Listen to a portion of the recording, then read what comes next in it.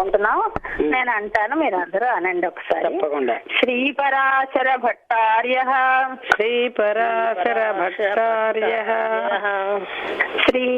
శ్రీరంగేశ పురోహిత శ్రీరంగేశ పురోహిత శ్రీవత్సాంకసుత శ్రీవత్సాంకసుత శ్రీమాన్ శ్రేయసే శ్రేయసే మేస్తు భూయసే భూయసే. ఇది ముందుగా ఈ రచయిత అయినటువంటి పరాశర భట్టర్ వారిని కీర్తించుకోవటం. కూరత్తాళ్వాన్ మనకి రామానుజుల యొక్క ప్రధాన శిష్యులైనటువంటి ఇంద్రియ నిగ్రహం కలిగిన, బాగా దయాగుణం కలిగిన, ప్రసిద్ధిగా చెప్పుకునే కూరత్తాళ్వాన్ యొక్క కుమారులు శ్రీ పరాశర భట్టర్ వారు. పరాశర విష్ణు పురాణ కర్త యొక్క పేరుని పెట్టుకున్నారు రామానుజుల వారి ఆజ్ఞ చేత పరాశరుడు అనేది. భట్టనాథులు, భట్ట శబ్దం అనేది బాగా ఎడ్యుకేటెడ్, బాగా తెలివైన వాళ్ళు, ఆ వంశం అంతా బాగా సంస్కారవంతులు అనడానికి సూచన. మనకి చూసారా లాల్ బహదూర్ శాస్త్రి, ఆ శాస్త్రి అంటే అది మామూలుగా ఒక బ్రాహ్మణునికి వాచకంగా శాస్త్రి కాదట, అది ఒక మంచి చదువుకున్న దానికి ఉపలక్షణంగా శాస్త్రి అంటారట.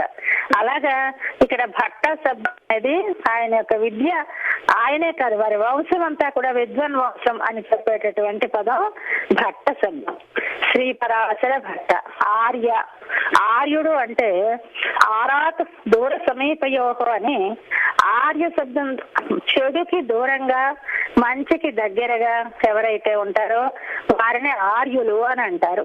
అంటే వీళ్ళ వంశమే అసలు అంతా కూరత్తాళ్వారైనా పరాశర భట్టరైనా వారికి చెడుని చెండాడడం కాదు ముఖ్యం, మంచిని చేరదీయడం ముఖ్యం. అలాంటి శ్రీ పరాశర భట్టార్యులు రచించారు ఈ చెప్పబోడే అష్టశ్లోకిని. వీరెవరు? శ్రీరంగేశ పురోహిత. శ్రీరంగనాథుడికి పురోహితులు వెళ్ళు. అంటే ఒకప్పుడు రామానుజుల వారి కాలంలో తిరువరంగ తమదనారని ఒకరి చేతిలో పౌరోహిత్యం ఉండేది. అంటే పౌరోహిత్యం అంటే ఊరికే ఏదో ముహూర్తం చూడటం కాదు.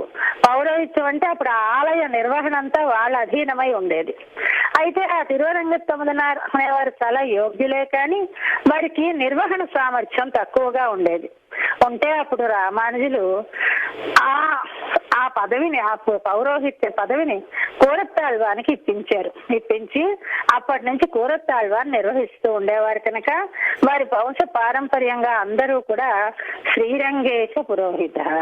మన పరాశర భట్టర్ వారు కూడా శ్రీరంగనాథుడి పురోహితుడు. శ్రీవత్సాంకసుత. శ్రీవత్సాంకుడు అంటే అసలు భగవానుడికి పేరు. శ్రీవత్సము అంటే పుట్టుమచ్చ.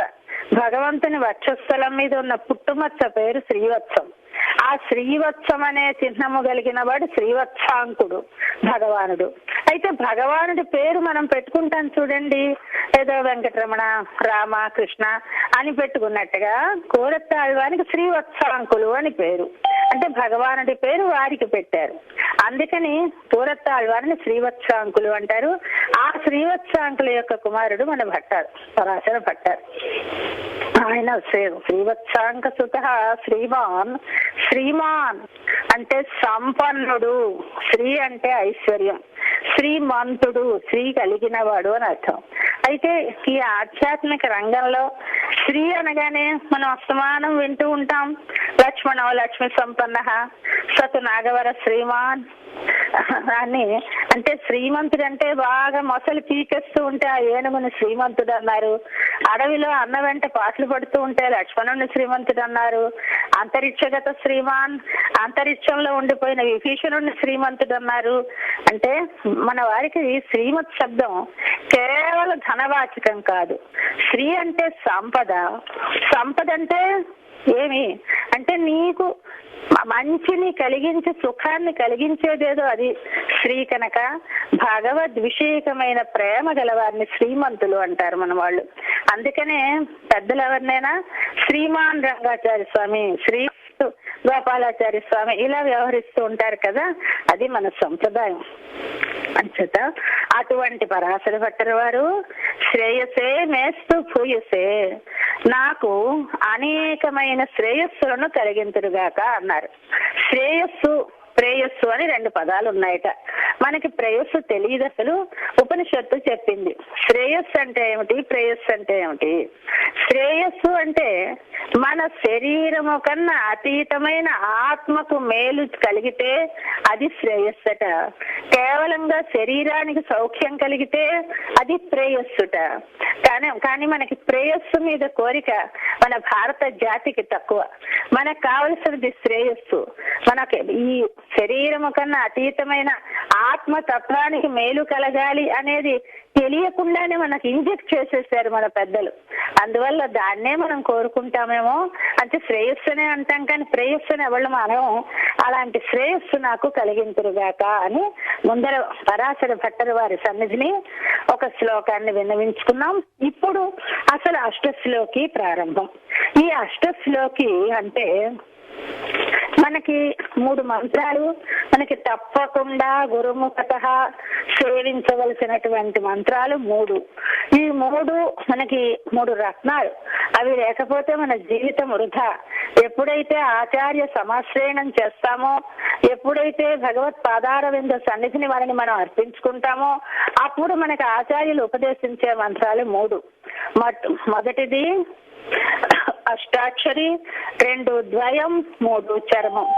ఈ 3 మంత్రాలు మనం అందరం రోజు అనుసంధానం చేసుకునేవే. అయితే దీనిలో మంత్రం చాలా చిన్నది. ఎందుకంటే మంత్రానికి ఉండవలసిన క్వాలిఫికేషన్ ఏమిటి అంటే ఎంత చిన్నదైతే అంత గొప్ప మంత్రం. ఎందువల్ల అంటే చిన్న దానిలో, అల్పమైన దానిలో అనల్పమైన అర్థాన్ని ఇవ్వగలిగేదే మంత్రం. అలాంటి మంత్రం చిన్నది ఉంటుంది, కానీ దానిలో ఉన్న అర్థం చాలా విపరీతమైన అర్థం. అది తెలుసుకోవాలి. ఈ చిన్న మంత్రాన్ని జపం చేయాలి. మానసికంగా దానిలో ఉన్న భావాన్ని స్థిరీకరించుకోవాలి. అందుకనే మన చిన్నజీవి స్వామి వారు అంటారు, మనం జపం ఎన్ని చేశామని కాదు లెక్క, మీరు లెక్క పెట్టుకోక్కర్లేదు. ఏదన్నా 10,000, 15,000, 4,000, 5,000 లెక్క వద్దు మీకు. లెక్క ఎందుకు అనవసరం? చేసినంతసేపు దాని అర్థాన్ని భావించండి. అర్థాన్ని భావిస్తూ మీ నోరు అలా అసంకల్పంగా కదలడం అలవాటు అయ్యేలాగా జపం చేయండి అని చెప్తారు మన స్వామివారు. అలాగా ఇప్పుడు కావాల్సింది ఏమిటంటే ఈ మంత్రాలకు అర్థం తెలియాలి. అయితే తిరుమంత్రార్థం అని మనకి ముముక్షుప్పడి అని దాన్ని అనుగ్రహించారు పెద్దలు. కానీ చాలా పెద్ద గ్రంథం, అదంతా చదువుకోవడానికి చాలా టైం పడుతుంది. అందుకని పరాశర భట్టర్ వారు ఏం చేశారు, 8 శ్లోకాలలో ఈ 3 మంత్రాల యొక్క అర్థాన్ని సంగ్రహంగా మళ్ళీ విషయం ఏమీ పోకుండా వివరించారు. ఇది రోజు మన కానీ అనుసంధానం చేసుకుంటూ ఉంటే 8 మంత్రాలే కనుక, 8 శ్లోకాలే కనుక పెద్ద కష్టం ఉండదు. ఒక 4 రోజులు శ్రమ పడితే చూసి చదవడం వచ్చేస్తుంది. మనకి చూసి చదువుకున్నా కొన్నాళ్ళకి నోటికి వచ్చేస్తుంది. ఇది రోజు 8 శ్లోకాలు కానీ మనం చదువుకున్నామంటే అనుకోకుండానే మన మనస్సులో 3 మంత్రాల యొక్క సారం దిగుతూ ఉంటుంది. అలా దిగగా దిగగా మనలో ఒక చైతన్యం ఉద్బుద్ధం అవుతుంది. అప్పుడు మన మనస్సు అనుకోకుండా భగవంతుడి వైపు తిరుగుతుంది. కనుక ఈ మంత్రాల యొక్క అర్థాన్ని విశదం చేసిన ఈ 8 శ్లోకాలని మనం తెలుసుకునే ప్రయత్నం చేస్తున్నాం. ఇప్పుడు మొదటి శ్లోకం నేను అంటాను, మీరు అనండి. అకారార్థో విష్ణు, అకారార్థో విష్ణు, జగదుదయ రక్ష ప్రళయకృతే మకారార్థో జీవః తదుపకరణం వైష్ణవమిదం ఉకారో అనన్యార్హం నియమయతి సంబంధం అనయోః త్రయీసారః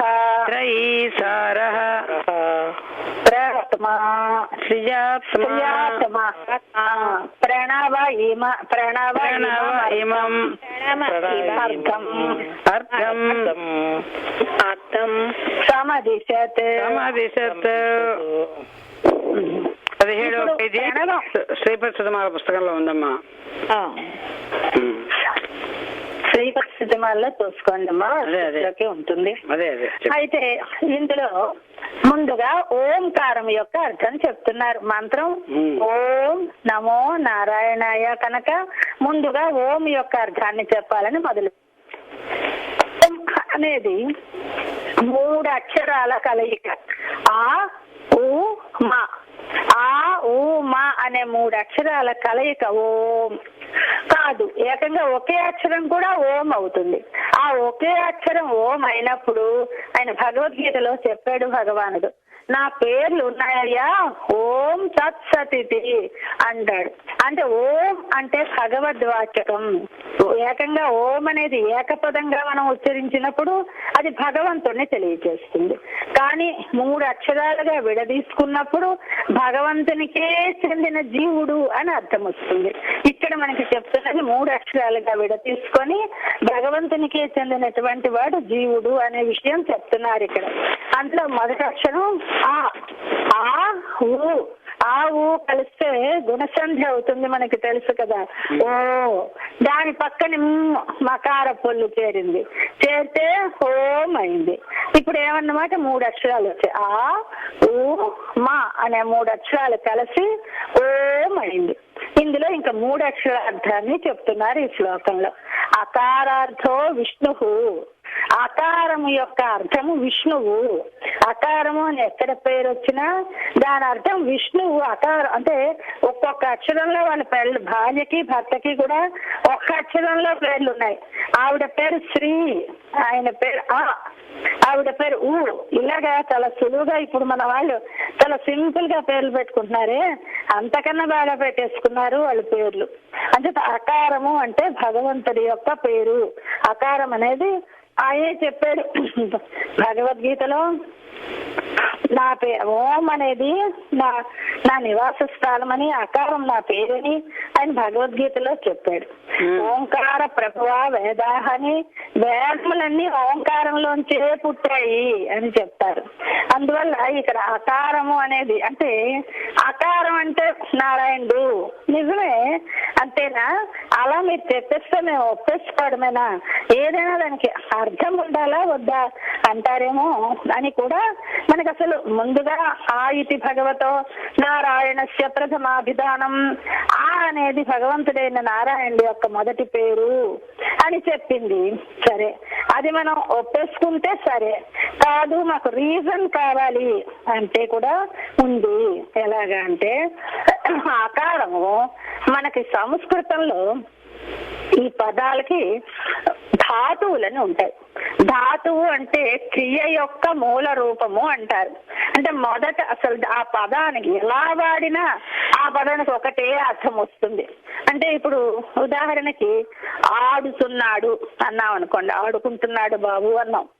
ఆడుకుంటున్నాడు అనకుండా ఆడాడు, ఆడుతున్నాడు, ఆడబోతున్నాడు, ఇలా ఎలా మార్చినా ఏదో ఒక పరికరం పట్టుకొని అబ్బాయి ఇటు అటు గెంతులేయడం మనకు కళ్ళ కడుతుంది కదా. అలాగా ఏదైనా సరే మనకి ఒక ధాతువు అర్థం ఎలా వాడినా అదే అర్థాన్ని ఇస్తుంది. అందుకని మనం ఏం చేయాలి అంటే ఇప్పుడు ధాతువు ఏమిటో తెలుసుకోవాలి. ఇక్కడ ఆ అన్నారు కదా, ఈ మూల ధాతువు అవరక్షణే. అవ అనేది ధాతువు, అది గ్రామటికల్ గా ఆ వా పోతుంది, ఆ ఒక్కటే మిగులుతుంది. మిగిలితే దాని అర్థం ఏమిటి? రక్షణము. రక్షణము చేసేది దానికి, రక్షణము చేసే విషయాన్ని చెప్తే అప్పుడు ఆ వాడాలి. కనుక ఇక్కడ మన స్వామి రక్షణ చేస్తాడు కనుక. అంటే మనకి బ్రహ్మ విష్ణువు మహేశ్వరుడు, బ్రహ్మ విష్ణు మహేశ్వరులు ముగ్గురు ఒకటే అనుకున్న వాళ్ళైనా సరే ఏం చెప్తారండి, బ్రహ్మ విష్ణు మహేశ్వరులు ముగ్గురు ఒకటే నిజమే, కానీ బ్రహ్మ ఏం చేస్తాడు అంటే సృష్టి, విష్ణువు ఏం చేస్తాడు అంటే రక్షణ, మహేశ్వరుడు ఏం చేస్తాడు అంటే లయము అని చెప్తారు. అంటే ముగ్గురు ఏకరూపమైన వాళ్ళే, ఈ ముగ్గురు ఒక్కలాంటి వాళ్ళే అన్నప్పుడు కూడా విష్ణువు చేసేది రక్షణ అని అందరూ అంగీకరిస్తున్నారు. అంటే రక్షించడం అంటే అసలు ఏమిటి? రక్షణ అనగానే తండ్రి, మనం భగవంతుడి దగ్గరికి వెళ్ళగానే 2 చేతులు జోడించి తండ్రి రక్షించు అంటాం కదా. అంటే రక్షించడం అంటే ఏమి అంటే మనకు కావలసిన దాన్ని ఇవ్వడం, అక్కర్లేని దాన్ని తొలగించడం. ఆ రెండింటినీ కలిపి రక్షణ అంటారు. రక్షణ అనగానే ఇష్ట ప్రాప్తి, అనిష్ట నివృత్తి. ఇష్ట ప్రాప్తి, అనిష్ట నివృత్తి ఎవరి వలన మనకు కలుగుతుందో వాళ్ళు రక్షణ చేసినట్టు. అలాగ రక్షణ చేస్తున్నాడు స్వామి మనల్ని. అందువల్ల ఆయన రక్షకుడు. అయితే ఈ ఇష్టాలు అందరికీ ఒక్కలా ఉండవు. ఇప్పుడు మనకి ఈ సంసారంలో ఉన్న వాళ్ళకి ఏదో మంచి మంచి ఆహారం కావాలి, మంచి భోగాలు కావాలి, మంచి సుఖాలు కావాలి, ఇవి ఇష్టాలు అవుతాయి. ఏదో శత్రువులతో తగువులు ఇలాంటివి, ఈ వాద్యాలు ఇలాంటివన్నీ అనిష్టాలు అవుతాయి. అవి తొలగించాలి, ఇవి ఇవ్వాలి వీళ్ళకి. మన ఏమంటారో తెలుసా, ఈ పెద్దలకి అంటే ఆధ్యాత్మిక రంగంలో బాగా కాలూరిన వారికి ఈ భోగాలను అనుభవిస్తున్న మనని చూస్తే కొంచెం అసహ్యం వస్తుంది. మన అంటారు బుభుక్షువులు అంటారు. బుభుక్షువులు అంటే తిండే కావాలనుకునేవాళ్ళు, వీళ్ళకి మరి ఏం తెలియదు అంటారు. ఇంకా మరికొందరు ఉంటారు ముముక్షువులు. ముముక్షువులు అంటే మోక్షము కావాలనుకునేవాళ్ళు. వాళ్ళకి కావాల్సింది ఏమిటి అంటే మళ్ళీ మోక్షము 2 రకాలుగా ఉంటుంది.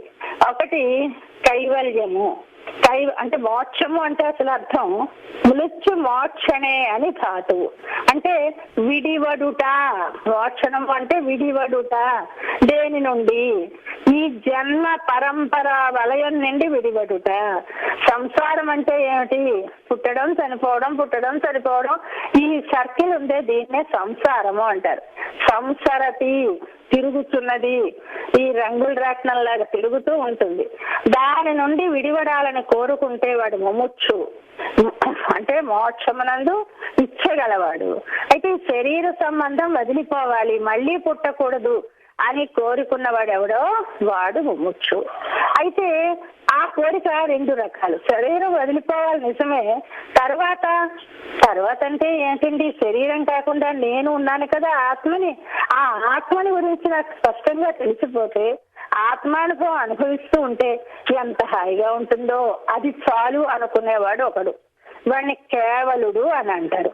అది కాదు, అసలైన ఆనందం అది కాదు పాపం. నీకు తెలియక అక్కడితో ఆగిపోతున్నావు. ఇంతకన్నా అతీతమైనది ఉంది. ఏమది? భగవత్పాదార సన్నిధిని మన కైంకర్యాన్ని చేసుకుంటూ భగవద్ అనుభూతితో మట్టెక్కుంటామే, అది అసలైన ఆనందము. అది కోరుకుంటాడు ముముక్షు ఒక రకం వాడు. ఈ 2 రకం వాళ్ళకి ఎవరికి కావలసిన దాన్ని అందిస్తాడు, ఎవరికి వద్దన్న దాన్ని తొలగిస్తాడు మన స్వామి. అలాగే పరమపదంలో బద్ధులు, నిత్యులు అని ఉంటారు. బద్ధులు కాదు, బద్ధులు అంటే మనము ముక్తులు, నిత్యులు అని ఉంటారు. ముక్తులు అంటే ఒకప్పుడు ఈ లోకంలో ఉండి మనలాగే సంసార సంబంధాన్ని అనుభవించి తర్వాత జ్ఞానం కలిగి భగవద్ అనుగ్రహం చేత పరమపదం చేరిన వారు. అంటే మన ఆళ్వారాజులు, త్యాగరాజులు, పోతన ఇలాంటి వాళ్ళు. ఇంకా నిత్యులంటే ఎప్పుడు ఈ పుట్టుకే ఎరగకుండా అక్కడే ఉన్నటువంటి అనంతుడు, గరుడు మొదలైన వాళ్ళు. వీళ్ళందరికీ కూడా కావాలి ఏవో ఒక ఇష్టం ఉంటుంది, ఒక అనిష్టం ఉంటుంది. అక్కడ ఇష్టం ఏమై ఉంటుంది? అహమన్నం అంటూ ఆ భగవంతుని చేత అనుభవింపబడుతూ మన్నాద అంటూ భగవంతుని తాను అనుభవిస్తూ రకరకాలైన సేవలు చేసుకుంటూ ఏకధా భవతి, ద్విధా భవతి, శతధా భవతి, సహస్రధా భవతి, అనేకమైన రూపాలతో అనేక రకమైన సేవలు చేస్తూ పొంగిపోతూ ఉంటారు వాళ్ళు. అది కావాల్సింది, అది కలిగిస్తాడు. ఇలాగా ఎవరికి కావలసిన ఇష్ట ప్రాప్తి, అనిష్ట నివృత్తి చేస్తాడు కనుక ఆయన రక్షకుడు.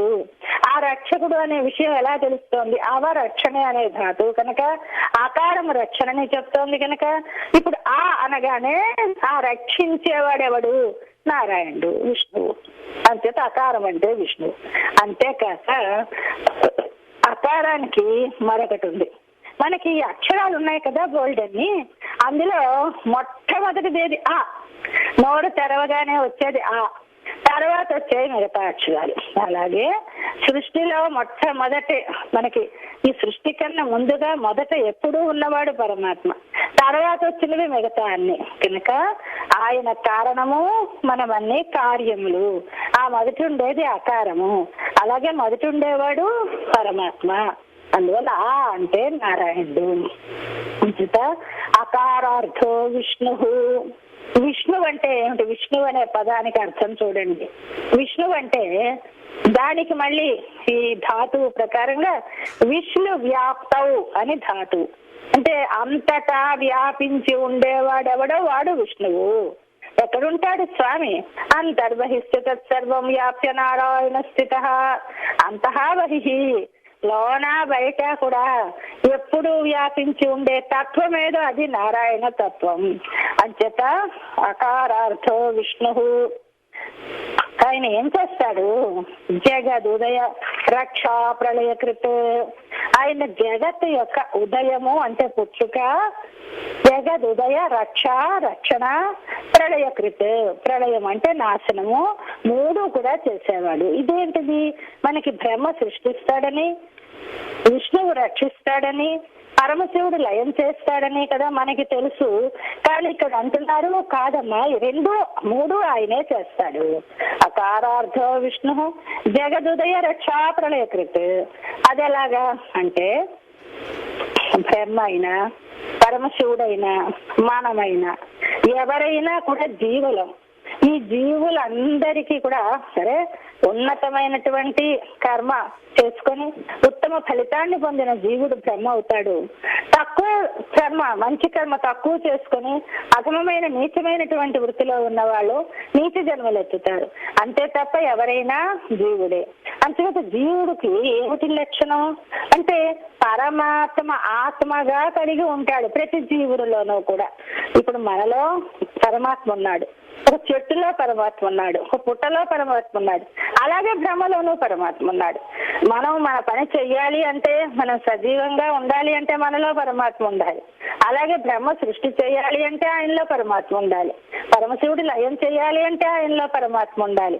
అందువల్ల అందరిలోనూ ఉండి చేసేవాడు ఆయనే. కనుక జగద్ ఉదయ రక్షా ప్రళయకృత్.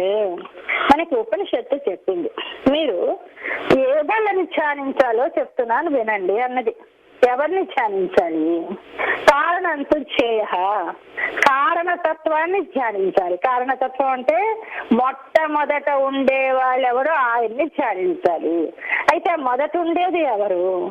యతో వాయుమాని భూతాన్ని జాయంతే ఏన జాతాని జీవంతి యత్ ప్రయంతి అభిసంవిశంతి తద్విజిజ్ఞాసస్వ తద్బ్రహ్మ.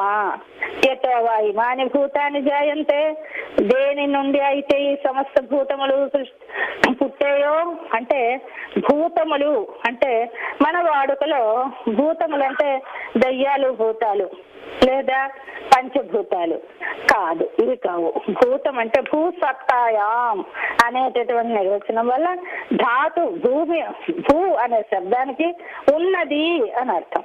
అంటే నా పేరు ఆకారము కలిగి ఉండేటటువంటి ఏదైనా సరే భూతం.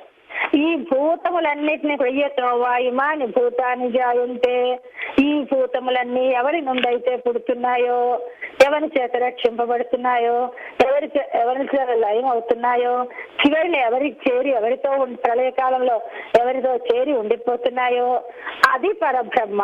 అదే మనం ధ్యానించదగినది ఆ తత్వం అని చెప్తారు. అయితే అది ఎవరు అంటే ఇక్కడ మనకి చెప్తున్నారు, అకారార్థో విష్ణు జగద్ ఉదయ రక్షా ప్రళయకృత్. జగత్తు యొక్క ఉదయము అంటే సృష్టింపబడ్డం, రక్షణ, ప్రళయము కూడా ఎవరి చేత అయితే చేయబడుతోందో అటువంటి వాడు విష్ణువు. ఆ విష్ణువే ఆకారము చేత చెప్పబడ్డాడు. అంటే ఇప్పుడు మనకి ఆ ఊ మా అనే 3 అక్షరాలు కలిసి ఓం అవుతే మొదట ఆకారం యొక్క అర్థం మనకి చెప్పారు. ఏమని? ఆకారము వాక్కులో మొదటిది, అలాగే అర్థములలో మొదటివాడు పరమాత్మ. అంటే ఆకారము పరమాత్మను తెలియజేస్తోంది. అంతేకాదు అవరక్షణే అనే ధాతువు కనుక రక్షించేవాడు ఎవడో వాడు విష్ణువు. అకారార్థం విష్ణువు అంటే రక్షించేవాడు, కారణతత్వమైన వాడు ఎవడో వాడే విష్ణువు, వాడే మనకి రక్షకుడు అని అకారార్థో విష్ణువు జగదుదయ రక్షా ప్రళయకృత్. ఇంకా ఆ ఊ మా కదా, ఊ అలా ఉంచండి, మా దగ్గరికి రండి. మా చెప్తున్నారు మకారార్థో జీవ, మకారము జీవుణ్ణి తెలియచేస్తోంది అన్నారు. ఇది కూడా మకారం జీవుణ్ణి ఇది మనకి తిరుమంత్రం అర్థం అదే విషయాన్ని చెప్తున్న ఈ అష్టలోకి ఏది కూడా మూర్ఖంగా నే చెప్తున్నాను కనుక నువ్వు నమ్ము అనదు. మనకి సరిగ్గా శాస్త్రీయంగా వివరించి ఇదిగో ఇందువలన దీన్ని నమ్ము అని చెప్తుంది అనమాట. అంటే మకారార్థో జీవ ఎలా నమ్ముతాం అంటే సాంఖ్య శాస్త్రం అని ఒక శాస్త్రం ఉందట. అందులో అంటే ఇప్పుడు చూడండి, మనకి మ్యాథమెటిక్స్ ఉంటే ఏదో 2 అంకెలు కలపడానికి ప్లస్ గుర్తు, ఒక అంకెలోంచి ఒక అంకె తీసేయడానికి మైనస్ గుర్తు అని ఇలా కొన్ని గుర్తులు చెప్పేసరే, అలాగా ఆ సాంఖ్య శాస్త్రంలో కొన్ని అక్షరాలు కొన్నిటికి సంకేతంగా చెప్పారు. భూతానిచ కవర్గేణ చవర్గేణ ఇంద్రియానిచ తవర్గేణ జ్ఞాన గంధాభయస్తథ మన పకారేణ యోక్తం ఫకారేణ త్వహంకృతి భకారేణ మహాన్ ప్రకృతి రుచ్యతే అని చెప్తారు. అంటే మనం కచట తప అంటామే, కా దగ్గర నుంచి పా వరకు కచడన కచడన కచడన తపదన తపబమ ఇవి ఉన్నాయే 25 అక్షరాలు. ఈ 25 అక్షరాలు కూడా ఒక్కొక్కటి చెప్తాయి అని చెప్తున్నారు. ఇది పంచభూతాలు అంటారు. అంటే పృథివీ, జలము, తేజస్సు, వాయువు, ఆకాశము వీటిని తెలియజేస్తాయి. అంటే కా అంటే ఆకాశము అలా ఒక్కొక్కటి తెలియజేస్తాయి. అలాగే చాచాజాచాజ్ఞ అదేమో కర్మేంద్రియాలు అంటారే. కర్మేంద్రియాలంటే పని చేసే ఇంద్రియాలు. వాక్, పాణి, పాద, పాయు, ఉపస్థలు అంటారు. వాక్ అంటే మాట్లాడే ఆ నోరు, పాణి అంటే చెయ్యి, అంటే కాలు, పాయు, ఉపస్థలు అంటే మల, మూత్ర విసర్జన స్థలములు. ఇవన్నీ కూడా కర్మేంద్రియములు అంటారు. వీటిని చాచా జాచా ఇనాతో అంటే ఆ అక్షరం అనిస్తే మరి వీటి పేరు చెప్పక్కర్లేదు, అలాగే అర్థం వస్తుంది. అలాగే టాఠాడాఢణ ఇవి జ్ఞానేంద్రియాలు. జ్ఞానేంద్రియాలు అంటే తెలుసుకునే ఒక తెలివిని కలిగించే ఇంద్రియాలు. ఇందాక అవి పనిచేసేవి, ఇవేమో తెలివి గలవి. ఏమిటివి అంటే త్వక్, చక్షు, శ్రోత్ర, జిహ్వ, ఘ్రాణేంద్రియములు. అంటే చర్మము, కన్ను, చెవి, నాలుక, ముక్కు. ఇవి వీటికేమో ఈ టాఠాడాఢణ. తర్వాత తాఠాడాఢణ ఇవి ఏం చేస్తాయి, ఇందాకటి జ్ఞానేంద్రియములకు తెలిసేదేదో వాటిని చెప్తాయి. శబ్ద, స్పర్శ, రూప, రసగంధములు. అంటే చెవి శబ్దాన్ని గ్రహిస్తుంది, చర్మం స్పర్శను గ్రహిస్తుంది, కన్ను రూపాన్ని గ్రహిస్తుంది, నాలుక రసాన్ని గ్రహిస్తుంది, ముక్కు వాసనని గ్రహిస్తుంది. గంధం అంటే వాసన. అలాగే భకారం, బకారం ఇవన్నీ ప్రకృతిలో ఉన్న తేడాలు. భకారం ఇలాగ 24 చెప్పేసి 24 కూడా అచేతనములు, చైతన్యము లేనివి. అయితే ఒక 25వ తత్వం ఉన్నది, దానికి చైతన్యం ఉన్నది, అదే జీవుడు అని చెప్పింది శాస్త్రం. పంచవింశోయం పురుష అంటే 25వ వాడు పురుషుడు. పురుషుడు అంటే జీవుడు. అయితే మళ్ళీ ఇక్కడ మా అనగానే మా ఎలా వచ్చింది, మాకి అర్థం ఎలా వచ్చింది? మళ్ళీ ధాతువు దగ్గరికి వెళితే మన జ్ఞానే మన అవబోధనే అని 2 వ్యుత్పత్తులతో 2 ధాతువులు ఉన్నాయి మనకి ఇక్కడ. అంటే ధాతువు అంటే చెప్పాను కదా, క్రియ యొక్క మొదటి రూపము. ఆ రూపములో ఈ మా అనే అక్షరానికి మన అనేది ధాతువు. ఆ మనకి 2 రూపాలు ఉన్నాయి. ఒకటి మన జ్ఞానే, మన మా అంటే తెలివి. రెండవది మా అంటే తెలివి. మళ్ళీ మన అవబోధనే, జ్ఞానమన్నా తెలివే, అవబోధనమన్నా తెలివే. మరి రెండు తెలుగులు చెప్తున్నారండి ఇక్కడ అంటే దానికి చెప్తారు మన జీవుడికి, అంటే జీవుడు అంటేనే మనం, నేను అన్నామంటే జీవుడే. మనకి పైకి ఈ శరీరము అచేతనము, దానికి చైతన్యము లేదు. చైతన్యము కలిగిన వాడు నేను అనబడేవాడు జీవుడే. కనుక ఈ జీవుడికి ఏముంది? తెలివి ఉంది. ఏమా తెలివి? రెండు తెలివులు ఏమిటి? ఒక తెలివి చెప్పచ్చు కదా, రెండు ధాతువులు ఎందుకు అంటే రెండు రకాలైన తెలివి ఉంది. దీన్ని ఏమంటారంటే ధర్మి జ్ఞానము, ధర్మభూత జ్ఞానము అంటారు. ధర్మి జ్ఞానము, ధర్మభూత జ్ఞానం అనడానికి మన వాళ్ళు మనకి బాగా తెలియడానికి ఒక ఉదాహరణ చెప్తూ ఉంటారు. ఏమది? లైట్. ఈ లైట్ ఉంది, లైట్ తన వెలుగుతుంది, తన కాంతితో చుట్టూ ఉన్న పదార్థాలన్నీ కూడా చూపిస్తుంది. ఇది చూపించడానికి దాని వెలుతురే, దాన్ని అది లైట్ అని తెలియచేయడానికి దాని వెలుతురే, రెండు ఉంటున్నాయి కదా. అలాగే జీవుడు తనను తాను తెలుసుకుంటాడు, తన జ్ఞానముతో చుట్టూ ఉన్న అన్నిటినీ తెలుసుకుంటాడు. జీవుడు లేకపోతే శవానికి ఏమీ తెలియదు కదా ఇది ఇది అని. అంటే ఇది అని తెలియచేసే శక్తి జీవుడికే ఉంది కనుక, తనని తాను తెలుసుకునే శక్తి జీవుడికే ఉంది కనుక, ఇప్పుడు జీవుడు అనగానే రెండు జ్ఞానాలు ఉన్నాయి వాడికి. ధర్మి జ్ఞానం, ధర్మభూత జ్ఞానం. ధర్మి జ్ఞానం అంటే తనను తాను తెలుసుకొనుట, ధర్మభూత జ్ఞానం అంటే తన తెలివితో మిగతా అన్నిటినీ తెలుసుకొనుట. ఈ రెండు ఉన్నాయి కనుక మకారము అనేది జీవాత్మని తెలియచేస్తోంది. ఎందువల్ల జ్ఞాన స్వరూపుడు, జ్ఞాన గుణకుడు అంటారు. జ్ఞానం అనే గుణం గలవాడు, జ్ఞానము స్వరూపముగా గలవాడు. ఇప్పుడు ఇదేమిటిది? జీవుడు మకారార్థో జీవ అని చెప్పేసి అంతటితో ఊరుకోలేదు. తదుపకరణం వైష్ణవమిదం అన్నారు. తదుపకరణం, తత్ అంటే ఆకారము చేత చెప్పబడిన పరమాత్మకే ఉపకరణం, పనిముట్టుగా వ్యవహరింపబడుతున్నాడు వీడు. అంటే పరమాత్మ యొక్క ఆజ్ఞానవర్తి అయి తాను చేసే ఏదైనా సరే పరమాత్మ ఆజ్ఞగా, పరమాత్మ కైంకర్యంగా చేస్తున్నాడు వీడు. అంచేత తదుపకరణం, ఇది విష్ణు సంబంధమైనది ఆత్మ. తదుపకరణం వైష్ణవమిదం అన్నారు. వైష్ణవం అంటే విష్ణువుకి సంబంధించినది, విష్ణువుకి సంబంధించినటువంటిది ఈ జీవుడు యొక్క లక్షణము అని మకారార్థో జీవ తదుపకరణం వైష్ణవమిదం అని చెప్పేశారు. ఇప్పుడు మధ్యలో వదిలేసాం కదా. ఆ అంటే నారాయణుడు అని అర్థం, మా అంటే జీవుడు అని అర్థం చెప్పుకున్నాం. మధ్యలో ఉంది, అది ఉంచారు ఇప్పటికి చెప్పాలని. ఏమిటది? ఉకారో అనన్యార్హం నియమయతి. ఉకారము అనన్యార్హం, అనన్యార్హం అంటే వేరొకరికి చెందినది కాదు అనే విషయాన్ని తెలియచేస్తోంది. ఈ జీవుడు పరమాత్మకే చెందినవాడు తప్ప మరెవరికి చెందినవాడు కాడు అనే విషయాన్ని ఉకారం చెప్తోంది. అంటే ఊ అంటే ఏమిటి? ఊ అంటే ఆ తర్వాత ఆ అంటే నారాయణుడు, ఊ అంటే వానికే అని అర్థం. దీన్ని మనం తెలుగులో అయితే ఏ అంటాం, వాళ్ళు సంస్కృతంలో అయితే ఏవా అంటారు. అకారము చేత చెప్పబడిన వానికే చెందినవాడు జీవుడు, మకారం చేత చెప్పబడిన జీవుడు అని అర్థం. ఇప్పుడు ఏమో ఇది మకారార్థో జీవ తదుపకరణం వైష్ణవమిదం అని చెప్పాక ఉకారం అనన్యార్హం నియమయతి.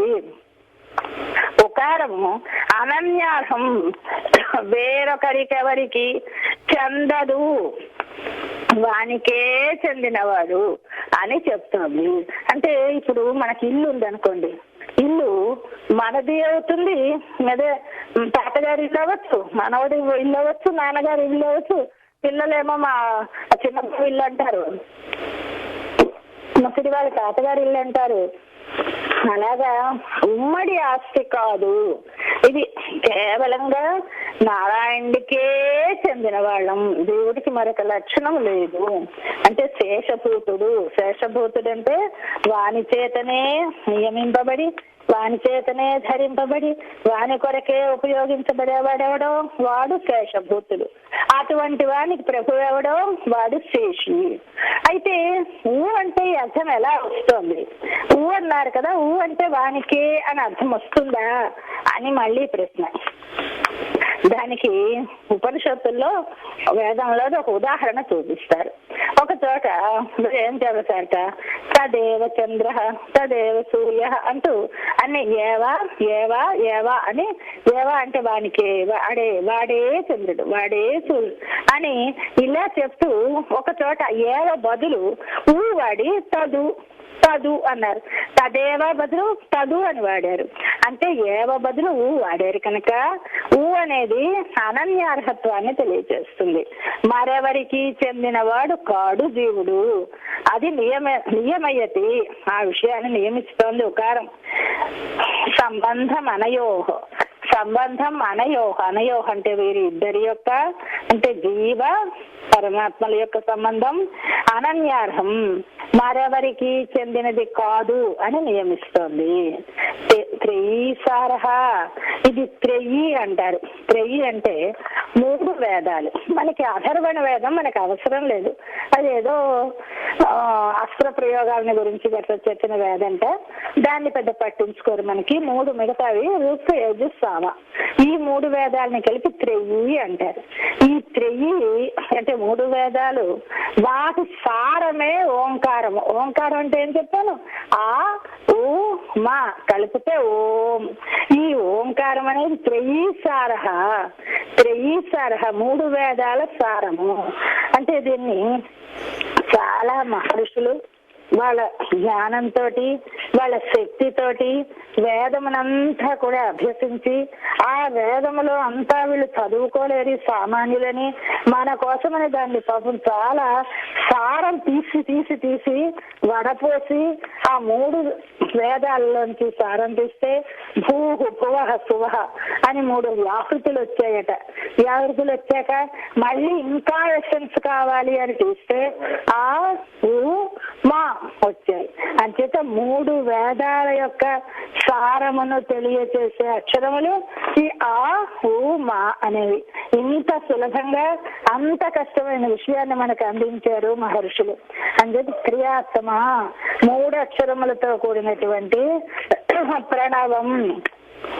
ప్రణవం అంటే ఓంకారం. ఇమం అర్థం సముదిశత్, ఈ అర్థాన్ని అంటే భగవంతునికే అకారము చేత చెప్పబడిన పరమాత్మకే మకారము చేత చెప్పబడిన జీవుడు చెంది ఉన్నాడు అనే విషయాన్ని మనకి చక్కగా తెలియచేసేసింది ఈ ఓంకారం అని చెప్తున్నారు. అంటే ఇప్పుడు మనకి ఇందులో ఈ మొదటి శ్లోకంలో ఓంకారం యొక్క అర్థాన్ని మనకి చక్కగా విశదీకరించారు. ఇప్పుడు మళ్ళీ ఒకసారి చూడండి. ఆ అంటే నారాయణుడు. ఎందువల్ల? అకారం అనేది నారాయణుడికి పేరు ఒకటి. అకారము అనేది ఆ రక్షణ అవరక్షణే అనే ధాతువు వలన రక్షించేవాడెవడో వాడిని ఆ అంటారు.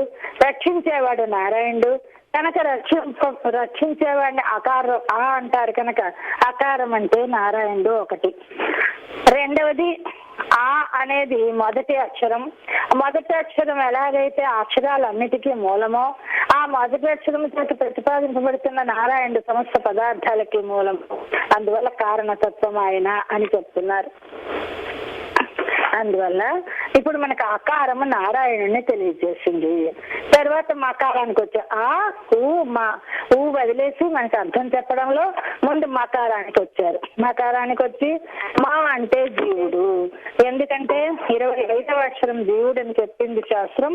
అంతేకాక మన జ్ఞాని మన అవబోధన అనే 2 ధాతువుల వలన జ్ఞానము గలవాడు జీవుడు అని తెలిసింది. ఆ 2 రకాలైన జ్ఞానాలు ఉంటాయి జీవుడికి. తనను తాను గుర్తించుకోగలడు, ఆ జ్ఞానంతో చుట్టూ ఉన్న అన్నిటినీ తెలుసుకోగలడు. కనుక జీవుడికి జ్ఞానం గలవాడు, జ్ఞాన గుణకుడు అనే 2 లక్షణాలు ఉన్నాయి. కనుక మా అనేది జీవుడిని తెలియజేస్తుంది. అంతే. అయితే ఇంకా మధ్యలో ఊ అంటే ఏమిటి అంటే అనన్యార్హం.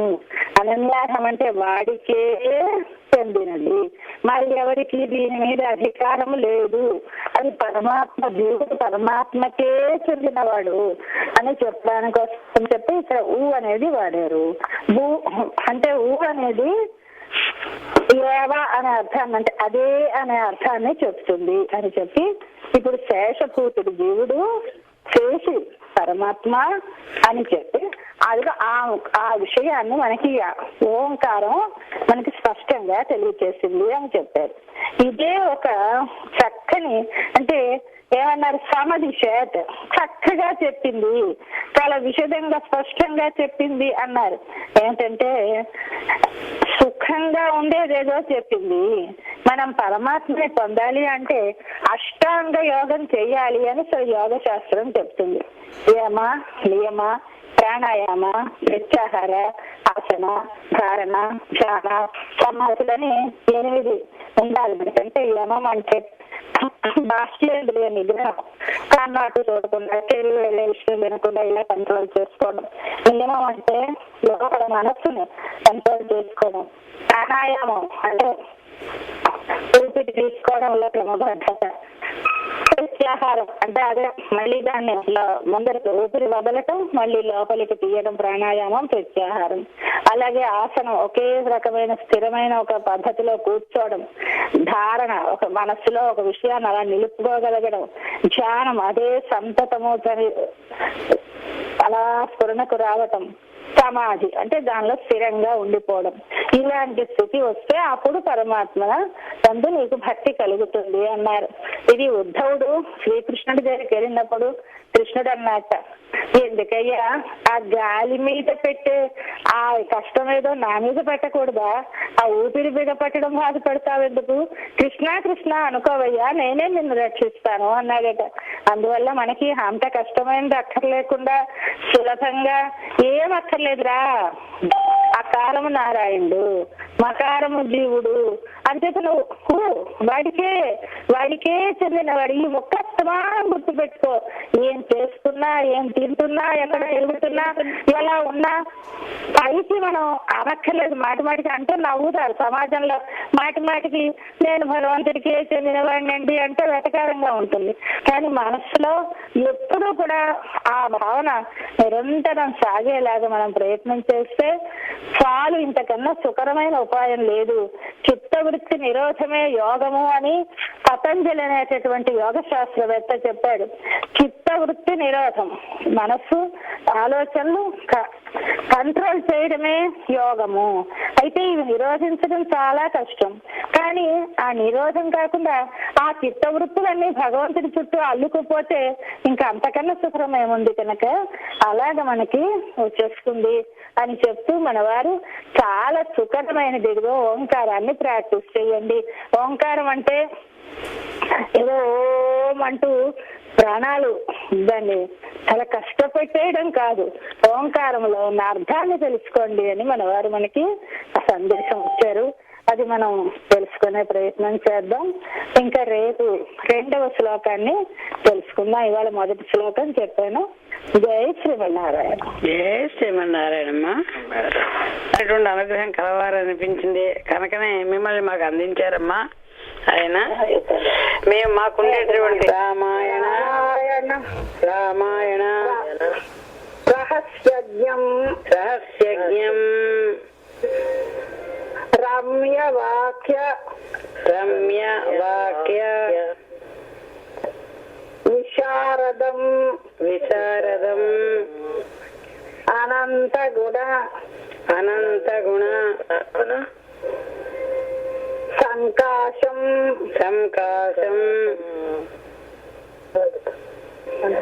కప్పలార్య సంకాశం కదమ్మా, సంఘాతం అనంత సంఘాతం కలిసి కలవడం. అనంత గుణ సంఘాతం అప్పలార్యమహం భజే జయ శ్రీమన్నారాయణ. మనకి అప్పలాచార్యుల వారి తిరునక్షత్ర సందర్భంగా ఇప్పుడు తిరునక్షత్ర సమయం ఇది, రామనవమి నాడే ఆయన తిరునక్షత్రం. అందుకని మనం అందరం కూడా ఆయురారోగ్య ఐశ్వర్యాలకే కాకుండా కేవలము శారీరకమైనటువంటి వాటికి మన పోషణ కోసం ఆలోచిస్తూ ఉంటామే, ఆత్మ పోషణ కూడా కావాలి అని మనకి అమ్మ అందిస్తున్నారు అనమాట. అందుకని ఆత్మను సంతోషించేటటువంటి విధానం, ఆత్మకి ఆనందంగా ఇవాళ మనం అందరం కూడా చక్కని అద్భుతమైనటువంటి ఈ చక్కని మనకి పరాశర భట్ట వారు అందించిన అష్టశ్లోకి వివరణలోనే ఎంత మంచి అందించేందుకు మేము ధన్యతను తెలియజేస్తున్నాం. ఇందులో అమ్మ మాకు ఒక్క విషయం కొంచెం మాకు చెప్పాల్సినవి ఉన్నాయి. ఈ కవర్గ చవర్గ సవర్గ సవర్గ పవర్గ గురించి చెప్పారు కదా ఇప్పుడు కచేరి సభల గురించి. అందులో ఇప్పుడు పవర్గ ఉన్నదేమోను ప్రకృతి అని చెప్పారు, కవర్గ అనేటటువంటిదేమోను జ్ఞానేంద్రియాలన్నారు. మనకి కవర్గ గురించి చెప్పినప్పుడు ఏం చెప్పారు? కవర్గ కకారం ఒక్కసారి ఉందండి. అమ్మ కవర్గ పంచభూతములు, పృథివీ వాయురాకాశములు, అలాగే వాక్కాని పాదపాయు ఉపస్థలు. ఇది చవర్గ ఏమిటన్నారు? చవర్గే కర్మేంద్రియములు, చవర్గ కర్మేంద్రియాలు, కవర్గేమో పంచభూతాలు, చవర్గ జ్ఞానేంద్రియములు. చవర్గ తప్ప కదా, కవర్గ పంచభూతాలు, చవర్గ కర్మేంద్రియములు, కరెక్ట్. టవర్గ జ్ఞానేంద్రియములు, టవర్గ జ్ఞానేంద్రియ అర్థమైంది. టవర్గ వాటి అంటే అవి ఇస్తాయో తన్మాత్రలు అంటాము, తన్మాత్రలు, శబ్దస్పర్శ రూపరసగంధాలు. అలాగే పకారం మనస్సు, పకారం అహంకారం, బకారం అంటే బకారం మహత్తు, అంటే ఇవన్నీ ప్రకృతిలో రకాలు. పకార మనస్సు ముందర పా వట్టి పా, అదేమో మనస్సు. ఓకే. అహంకారం, అహంకారం అంటే మనకున్న కోపం కాదు. అహంకారం అనేది ప్రకృతితో, అంటే ఇప్పుడు ముద్ద మట్టి ఉంటే ఆ మట్టి కొంత కొంతగా జారవడం, గట్టి అవడం, ఇలాంటి తేడాలు. ఆ ప్రకృతిలో ఉన్న రకాలు ఒకటి అహంకారం. బా అనేది మహత్తు, అది కూడా ప్రకృతిలో ఒక రకమే మహత్తు. కొసది భకారం అసలు మూల ప్రకృతి కాదు, అదే ఒత్తు భయ మూల ప్రకృతి. మూల ప్రకృతి కరెక్ట్. మహత్తు. ఇది మకారం జీవుడు. ఓకే. ఎందుకంటే మనకి మామూలుగా 16 అనేది తీసుకుంటాం కదా, మనకి చంద్రుని యొక్క కళలు 16 కదా. ఈ చంద్రుని కళలు 16 కూడా మనకి ఈ పంచభూత కర్మేంద్రియాలు, జ్ఞానేంద్రియాలు ఇవన్నీ మనకి 10 అవుతాయి కదా మనకి మామూలుగా. ఈ కర్మేంద్రియ జ్ఞానేంద్రియాలు అయిన తర్వాత పంచభూతాలు కలిస్తే 15 అయితే ఆ 16వది మనస్సు అని చెప్పేవారు. అంటే క్షమించాలి, 11వది 16 కదా, 11వది మనస్సు.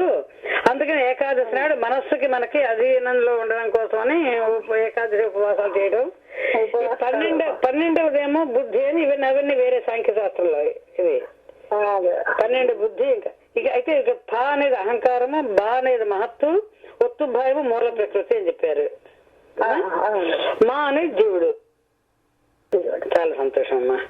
అంతేకాకుండా ఎన్నో విషయాలు ఏనా అనేటువంటి ఎటో ఏమాని భూతాని అని చెప్పారు. అవి చాలా అద్భుతమైనటువంటి ఈ రోజు మనకి అందరికి కూడా అమ్మా. ఎవరైనా ఏమైనా అడగాల్సి ఉంటే అడగండి అమ్మా.